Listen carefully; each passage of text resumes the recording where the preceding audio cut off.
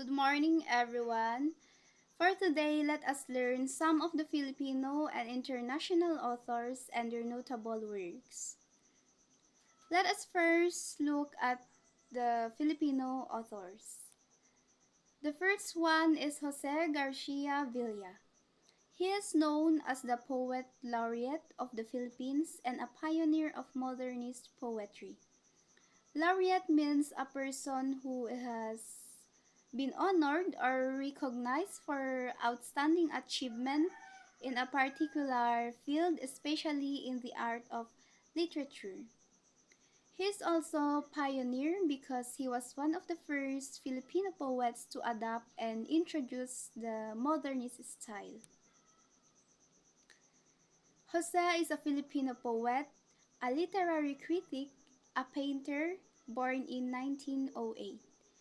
He is known for his unique style and innovative use of language when he introduced the comma poem style, where commas are used for dramatic pauses. Let's take a look at this example. So, the dream had ended. As you can see the example, every word has a comma in it for the purpose of it slows the reading pace and it gives each word extra emphasis and tonal values and all importance to each individual word. Villa preferred to call poetry art for art's sake, focusing on beauty over message, because he believed that the poetry should focus primarily on beauty, form, and aesthetic pleasure. Some of his notable works are Doveglion, collected poems, and Footnote to Youth, a short story.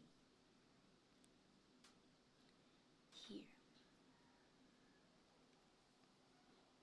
Today, I'm going to present the Footnote to Youth, a famous short story by the Filipino author Jose Garcia Villa. The story explores the challenges faced by young people when they rush into adult responsibilities such as marriage. It tells us an important lesson how youthful decisions can affect the course of our lives. Let's look into the setting. The setting of the story is in rural town in the Philippines. It is set during the early 20th century. It reflects a Filipino culture that values respect for elders, family authority, and social responsibilities. The plot of the story is Dodong is a 17-year-old who wants to marry his girlfriend even though his dad says he's too young. After getting married, Dodong and his wife face hard problems like money troubles and raising kids. Dodong feels that marrying too early was not easy and starts to regret it. The characters are Dodong, the main character of the story, Tiang, Dodong's wife, and Dodong's father, and Blas, the Dodong's son. The point of view of the story is it is written in the third person limited point of view. And the theme are youthful impulsiveness. When we say impulsive behavior is when you act with when you act quickly without thinking the consequence, and idealism and reality, the dreams of young love versus the hardship of life. This reflects the idealism and reality, and also the maturity and responsibility. The conflict of the story is man versus himself, um, because Dodong struggle between his youthful desire and the harsh realities of adult life. There is also a man versus society, or the society it pertains to the family, because his father warns him against marrying too young. The resolution of the story is Dodong's acceptance and cautious advice to his son. By the end of the story, Dodong understands that marriage wasn't as simple as joyful as he first thought. Even though life is tough, he comes to accept the consequences of his early decision, and when his son Blas wants to marry young, Dodong is faced with the chance to share his hard-earned wisdom to hopefully help his son avoid the same mistakes. And now let's move on to another author, which is Paz Marquez Benitez.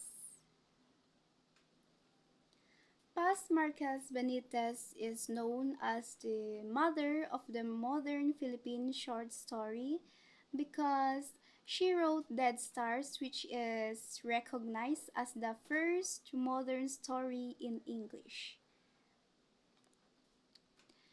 She was born on March 3, 1894 in Lucena, Tayabas, now Quezon, Philippines, into a prominent and well-educated family. She was well educated and deeply passionate about writing and teaching. She became an author through her passion in writing, which her role as a teacher, and published her first work, Dead Stars. He is also mentoring future writers. She taught English and developed a course in short story writing at the UP or UP Diliman for over 30 years. Some of his some of her notable works are Dead Stars and A Night in the Hills. But today I'm gonna share about the short story Dead Stars.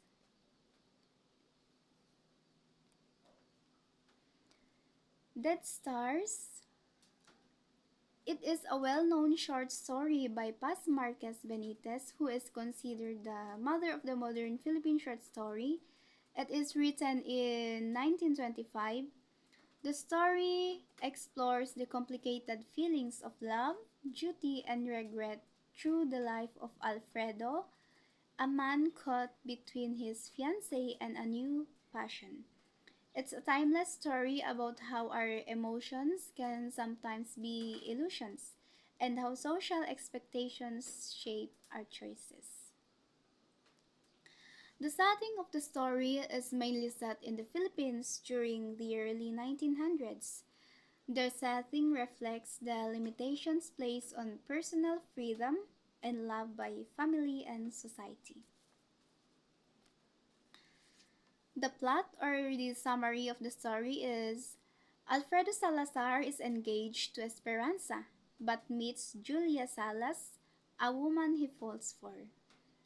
Alfredo struggles with his feelings, torn between duty to Esperanza and his passion for Julia. He ultimately chooses to stay with Esperanza but realizes the feelings for Julia have died like dead stars that once shone but no longer do.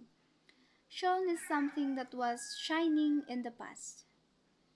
The story ends with Alfredo feeling the emptiness of his choices and the loss of a true, passionate love. The characters are Alfredo Salazar, which is the main character of the story, Esperanza, Alfredo's fiancée, and Julia Salas, the woman Alfredo falls for. The point of view of the story is written in the third person limited point of view, mostly focusing on Alfredo's thoughts and emotions and also his decisions. The themes are the illusion and fading of love. The story shows how feelings that once seemed bright and full of promise, like dead stars that once shone can fade away and lose their meaning over time. Alfredo's love for Julia represents an illusion or passion that doesn't last, while his engagement to Esperanza represents social duty. The conflict between personal desires and social expectations. Alfredo struggles between following his heart or his feelings for Julia and conforming to societal and familiar responsibilities such as staying with Esperanza. The conflict of the story is man versus himself because it is Alfredo's inner struggles between following his heart or his social duty. The resolution of the story is Alfredo decides to stay with Esperanza, ending his chance for true love with Julia. He feels regret and realizes some feelings fade away, just like dead stars in the sky. Okay, now let us look into one of the international well-known author.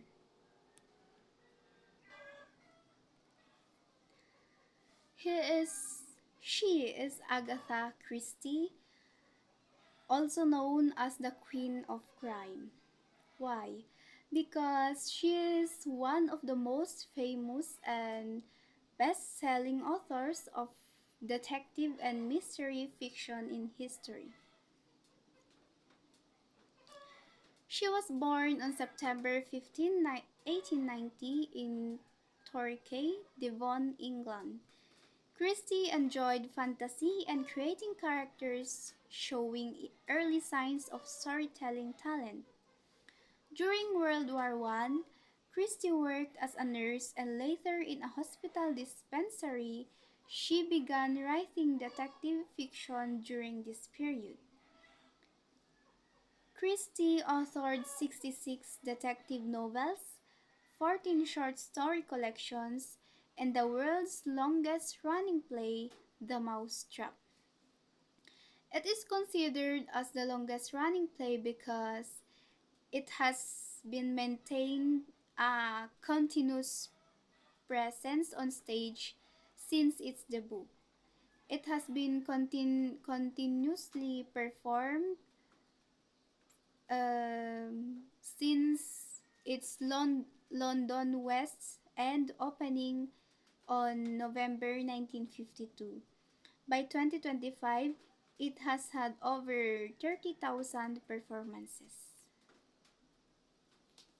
Some of her notable works are And Then There Were None, The Murder on the Orient Express, and The Death on the Nile. Today I'm gonna present to you the one of his story, which is And Then There Were None.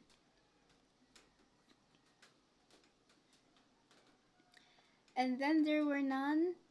The plot of this story is 10 strangers are invited to a remote island. Each is accused of a hidden crime by a mysterious host. Guests are killed one by one, following the pattern of a creepy nursery rhyme. Suspicion grows as they realize that the murderer is among them. The story ends with a shocking twist revealing the truth behind the deaths. The characters of the story are Judge Wargrave, he is known as a retired judge, Vera Claythorne, a former governess, Philip Lombard, a confident adventurer, Dr. Armstrong, a doctor with a troubled past, Anthony Marston, a reckless young man, William Blore, a former police inspector, and Mr. and Mrs. Rogers, the household staff. The person point of view of the story is written in third person limited point of view. The themes are justice and punishment. The story focuses on each character being held accountable for crimes or wrongdoings they committed in the past, exploring ideas of moral and legal justices. And guilt and conscience. Many characters would feel struggle with feelings of guilt and the haunting effects of their actions, which drives much of the psychological tension. The conflicts are man versus man. The 10 strangers trapped on a remote island begin to suspect and accuse each other of being the murderer. This creates tension and confrontation among them as they try to survive while not knowing whom to trust. And man versus himself. Each character also struggles internally with guilt, remorse, or denial over past crimes they have either committed or caused indirectly. This internal conflict adds psychological depth as their hidden sins haunt them during the ordeal. And lastly, the man versus nature or environment. The isolation of the island itself acts as a source of conflict, trapping the characters with no way to escape the murderer, intensifying anxiety and desperation. The resolution of the story is the murderer, Judge Wargrave, faked his own death to remain hidden and carry out his plan of punishing each guest for their past crimes. After all the other characters have died according to the 10 Little Soldiers nursery rhyme, Wargrave commits suicide to complete the cycle. The story ends with the full mystery solved, showing that Wargrave meticulously planned everything because he believed the law failed to punish certain guilty people. And conclusion, these stories by Jose Garcia Villa, Paz Marquez Benitez, and Agatha Christie talk about things we all understand, such as making choices when young, the feeling love and regret, and facing justice and guilt. Even though they come from different places, they all teach us important lessons about life and people that everyone can relate to. Thank you for listening.